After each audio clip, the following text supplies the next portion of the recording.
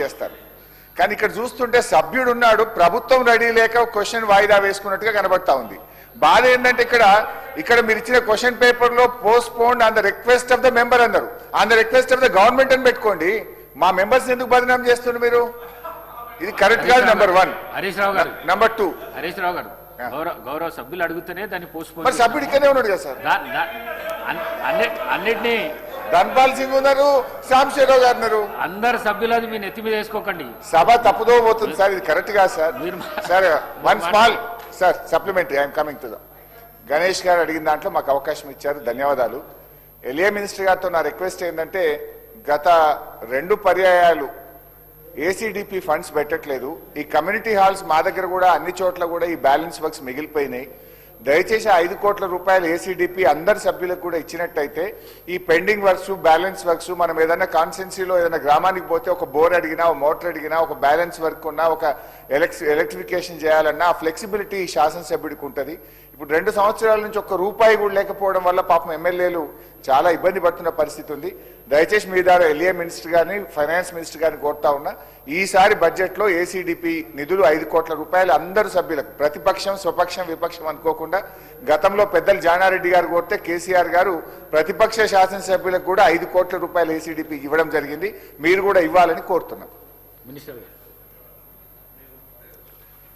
గౌరవ సభ్యులు శ్రీ గణేష్ గారు, అదేవిధంగా గౌరవ సభ్యులు హరీష్ రావు గారు ఈ ప్రశ్నకు సంబంధించి మొదటగా శ్రీ గణేష్ గారు చేసిన ప్రస్తావన అధ్యక్ష, కంటోన్మెంట్కు సంబంధించిన వ్యవస్థ పరంగా they have their own board అధ్యక్ష. వారికి కూడా కంటోన్మెంట్ నియోజకవర్గానికి ప్రతినిధిగా వారికి తెలుసు.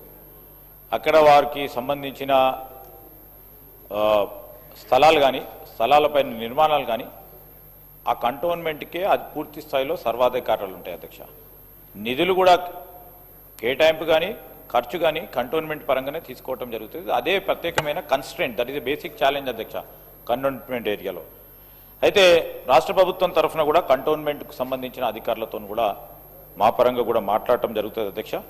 పాజిటివ్గా డెసిషన్ తీసుకోవాలని ప్రభుత్వ పక్షాన కూడా ఈరోజు కేంద్ర ప్రభుత్వానికి సంబంధించిన ఈ కంటోన్మెంట్ వ్యవస్థను కూడా తప్పకుండా మేము కన్విన్స్ చేసే ప్రయత్నం చేస్తామని, మిగిలిపోయిన అసంతృప్తిగా ఉన్న కమ్యూనిటీ హాల్స్ నిర్మాణం వెంటనే మా డిపార్ట్మెంట్కు, మున్సిపల్ కార్పొరేషన్కు సంబంధించిన డిపార్ట్మెంట్ వారు కూడా ఎక్కడైతే ఇన్కంప్లీట్ కమ్యూనిటీ హాల్స్ ఉన్నాయో వారికి నిధులు కేటాయింపు చేసే కార్యాచరణ తీసుకుంటాం. వారు మరి రిప్రజెంటేషన్ ఇస్తే ఎక్కడెక్కడైతే ఇన్కంప్లీట్ ఉందో అక్కడక్కడ మరి వాటిని అన్నిటిని కూడా పూర్తి చేసే కార్యాచరణ తీసుకుంటామని గౌరవ సభ్యులకు తెలియజేస్తా ఉన్నాం అధ్యక్ష. అదేవిధంగా గౌరవనీయులు హరీష్ రావు గారు ఏసీడీపీకి సంబంధించిన అంశం విషయంలో, కమ్యూనిటీ హాల్స్ నిర్మాణం కార్యక్రమం విషయంలో కానీ ప్రస్తావన చేయడం జరిగింది అధ్యక్ష.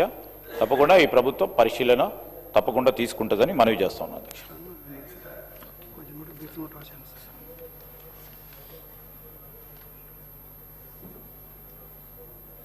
క్వశ్చన్ నంబర్ 1530 గౌరవ హెల్త్ మినిస్టర్.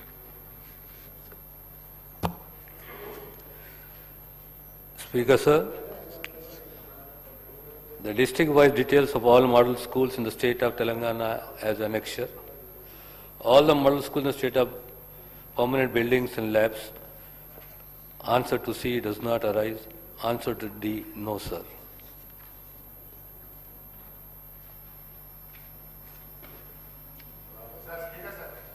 శ్రీ మందుల సామిల్ గారు.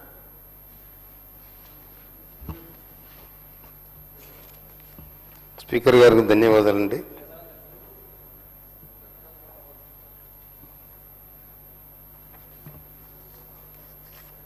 దేశంలో రాజ్యాంగం అమలులోకి వచ్చిన తర్వాత 1952లో మొదటి ఎన్నిక జరిగిన తర్వాత జవహర్లాల్ నెహ్రూ గారు ప్రధానమంత్రి అయి పంచవర్ష ప్రణాళికలు తయారు చేసి అంచెలంచెలుగా ఈ భారతదేశాన్ని ఏ విధంగా ముందుకు నడపాలని ప్లాన్ చేస్తే ఆ ప్లాన్లో భాగంగా 1962లో మాకు హాస్టల్ ఏర్పాటు చేయడం జరిగింది. అదేవిధంగా హాస్టల్లో మేము కూడా చదువుకున్నాం. ఇప్పటికి 75 ఏళ్ళైంది. ఇప్పుడు కూడా మన ప్రభుత్వం అన్ని జిల్లాల్లో కూడా హాస్టల్ పెట్టడం జరిగింది. ఈ హాస్టల్లో ఎంతమంది విద్యార్థులు ఉన్నారు, ఎంతమంది గర్ల్స్ ఉన్నారు, ఎంతమంది బాయ్స్ ఉన్నారు, వారికి కూడా ఇవాళ మనం కాస్మెటిక్ ఛార్జెస్ మెస్ ఛార్జీలు పెంచడం కనుక కొన్ని దిక్కుల కొన్ని ప్రాంతాలలో ప్రైవేటు స్కూళ్ళ ప్రైవేట్ బిల్డింగ్లలో కాలేజెస్ నడుస్తూ ఉన్నాయి, హాస్టల్ నడుస్తూ ఉన్నాయి. కనుక ఎక్కడెక్కడ ప్రైవేటు బిల్డింగ్లు నడుస్తూ ఉన్నాయి వాటికి ఏమన్నా శాశ్వత బిల్డింగులు నిర్మాణం చేసే ప్రతిపాదన ప్రభుత్వం దగ్గర ఉందా? అదేవిధంగా మా మోత్కూర్ నా కాన్స్టిట్యున్సీలో ఉండబడిన మోత్కూర్ మండలంలో సర్వే నెంబర్ 391 సర్వే నెంబర్లో 7 ఎకరాల ప్రభుత్వ స్థలం ఉంది. ఆ స్థలంలో గతంలో అక్కడ ఎస్సీ రెసిడెన్సీ స్కూలు ప్రతిపాదన చేయాలని నిర్మాణం చేయాలని ప్రతిపాదన చేయడం జరిగింది. కనుక ఆ ప్రతిపాదన ప్రభుత్వం దగ్గర ఏమైనా ఉందా? కనుక దీన్ని గౌరవ మంత్రి గారు మాకు క్లియర్ చేయాలని మనం చేస్తా ఉన్నా. నేను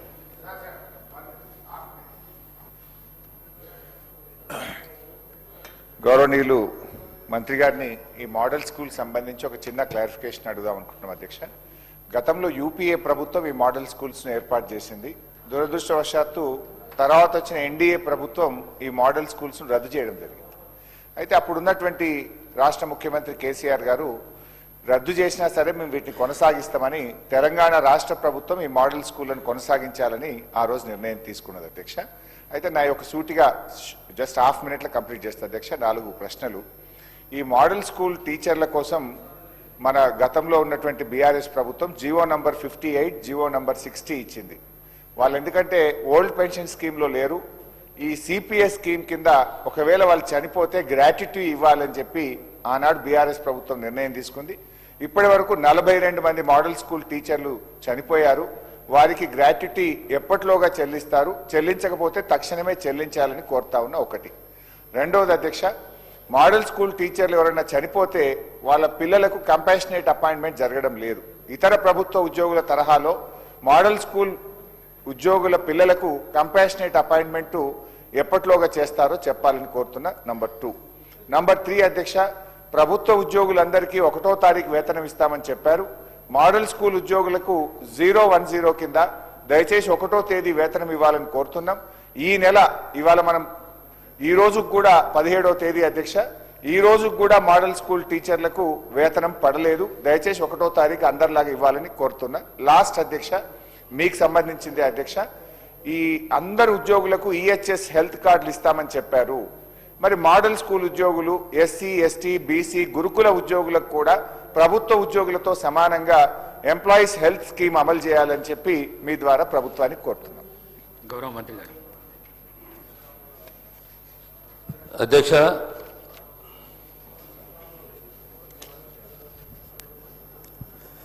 మోడల్ స్కూల్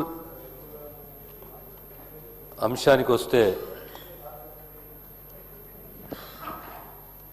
గౌరవ శాసనసభ్యులు మంత్రుల సామ్యులు గారు ప్రస్తావిస్తూ వారి యొక్క మోత్కూర్ ప్రాంతంలో సుమారు 7 ఎకరాలు ప్రభుత్వ స్థలము గతంలో రెసిడెన్షియల్ స్కూల్కు ప్రతిపాదనలు ఏమైనా ఉన్నాయా అని అంటే అలాంటి ప్రతిపాదనలు ఏమీ లేవనే విషయాన్ని తమ ద్వారా గౌరవ సభ్యులు తెలియజేస్తున్నాను అధ్యక్ష. ఈ మోడల్ స్కూల్ అనే కాన్సెప్టు కేంద్రము రాష్ట్రము ఇద్దరు కలిసి 60-40 రేషియో కింద గతంలో 2009-10 ఆ ప్రాంతంలో మొదలై 2014 తరువాత కేంద్రం యొక్క కాంట్రిబ్యూషన్ ఆపేసి అధ్యక్ష. అది కంప్లీట్లీ రాష్ట్రాన్ని యొక్క బాధ్యత. ఈ మోడల్ స్కూల్లో quality education, retention without dropouts అని చెప్పి 6 నుంచి 15 సంవత్సరాల మధ్య ఉన్న పిల్లలకు అడ్మిషన్లు, టీచర్స్ ట్రైనింగు ఇవన్నీ కూడా కల్పిస్తూ ప్రధానంగా గర్ల్స్కు హాస్టల్ ఫెసిలిటీస్ ఇవ్వడము. మన రాష్ట్రంలో సుమారు 194 మోడల్ స్కూల్స్ ఉన్నాయి అధ్యక్ష.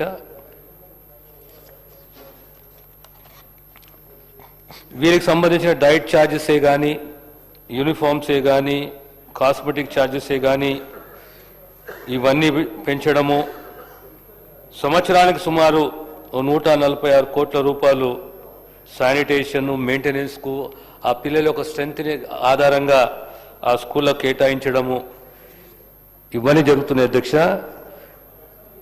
గౌరవ శాసనసభ్యులు హరీష్ రావు గారు ప్రస్తావించింది ఈ జిఓఎంఎస్ నంబర్ 5860 ఓల్డ్ పెన్షన్ స్కీమ్కు ప్రస్తావన. తర్వాత ఈ 42 మంది మోడల్ స్కూల్ టీచర్లు పరమపదించారు, వాళ్ళకు కంపాషనేట్ అపాయింట్మెంట్ అవకాశం కల్పించాలి అనేది. తర్వాత 010 పేమెంట్ అంటే ప్రభుత్వం దీన్ని ఎగ్జామిన్ చేస్తుంది. ఈ కంపాషనేట్ అపాయింట్మెంట్కు సంబంధించి ప్రభుత్వం సానుకూలంగా స్పందిస్తున్న విషయాన్ని తమరి ద్వారా గౌరవ సభ్యులకు తెలియజేస్తున్నాను అధ్యక్ష. Gratuity.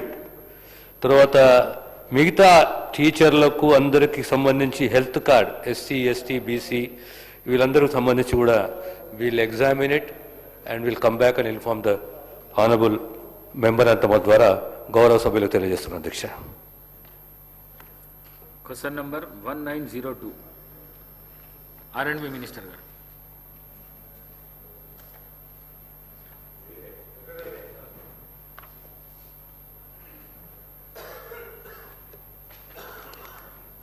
Sir, honourable speaker sir, మొదటి ప్రశ్నకు అవునండి, రెండవ ప్రశ్నకు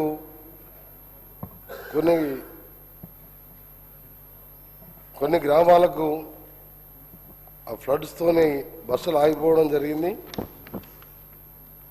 సి ప్రశ్నకు FDR స్కీమ్ ద్వారా దాన్ని పూర్తి చేయడం జరిగింది. డి ప్రశ్నకు వరద ఉధృతి వల్ల 4 రోడ్లు దెబ్బతిన్నాయి, దాన్ని వెంటనే సరిచేశాం. రాజేశ్వర రెడ్డి గారు, శ్రీ పల్లా రాజేశ్వర రెడ్డి గారు సపోర్ట్ చేస్తలే అంటున్నారు అధ్యక్ష. వారు చెప్పిన సమాచారం మొత్తం కూడా మొదటి ప్రశ్నకు అవునన్నారు, రెండో ప్రశ్నకు అవును ఆపివేయబడ్డాయి అని చెప్పిండ్రు, మూడోది కొన్ని రిపేర్ చేసినాం కంప్లీట్ అయిపోయినాయని చెప్పిండ్రు. అధ్యక్ష, ఈ రోజు వరకు డిసెంబర్ 2023లో గవర్నమెంట్ వచ్చిన దగ్గర నుంచి వెళ్ళి ఈనాటి వరకు కూడా జనగామ నియోజకవర్గంలో ఉండే ఖరాబైన రోడ్లు కానీ, కొత్త ఆ రోడ్లకు మెయింటెనెన్స్ ఆఫ్ రూరల్ రోడ్స్ కానీ, లేకపోతే construction of rural roads CRR కానీ, పంచాయత్ రోడ్స్ కానీ, R&B రోడ్స్ కానీ, హ్యామ్ రోడ్స్ కానీ, లేక ST దాని మీద వచ్చే